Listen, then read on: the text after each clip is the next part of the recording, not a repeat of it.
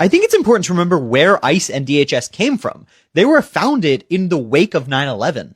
And if we miss that context, we miss a lot about them, which is that they don't only exist internally due to America's internal bigotries against immigrants, nor are they just being used by this fascist, but they were made as a consequence of the biggest thing that creates fascists, which is a national embarrassment. And America at the time tried to correct this national embarrassment on the domestic and foreign stage. On the foreign stage, they did this by saying, we're going to go take out the people that did this, and we're going to use a massive show of force.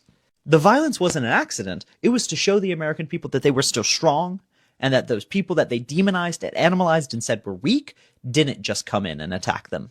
But we also did this internally, with a massive increase in anti-immigrant rhetoric, anti-Muslim rhetoric. We said, no, our nation isn't embarrassed, it's being undermined. It's being corrupted. The soul of our nation is being poisoned.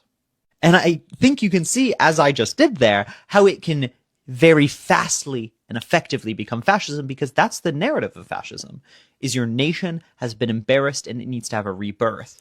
And following 9/11, that's exactly what we needed. And also we created the security apparatus around those things. We created a security apparatus massively targeting terrorism, which very often has just been defined by the enemy of America, whoever we designate them as. And we also created the security apparatus inside from the Patriot Act, right? A massive violation of our civil liberties, which enabled the expansion of the NSA. And now these two worlds are colliding as the imperial boomerangs right back, where ICE is being trained by the IDF, which was massively utilized in our war against Iraq and interventions in Syria, right? These two things are directly related.